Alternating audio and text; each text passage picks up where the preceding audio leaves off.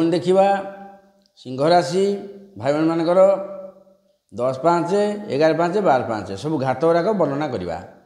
सिंह राशि भाई बहन मानकर घात बार है शनि बार, घात मास है 10, 11, 12 अक्टोबर, नवेम्बर, डिसेम्बर। घात तिथि है तृतीया, अष्टमी, त्रयोदशी कृष्ण पक्षर शुक्ल पक्षर। घात चंद्र है मकर चंद्र। घात नक्षत्र है मूला नक्षत्र 19 नक्षत्र।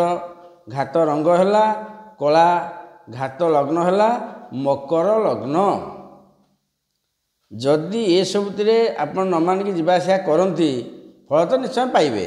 पाइला बेलू कह भाग्य। मु कह कथा आम चाउलटा बाछिक भात खाइबा। जदि तंटी अलिया लगिला सी भाग्य।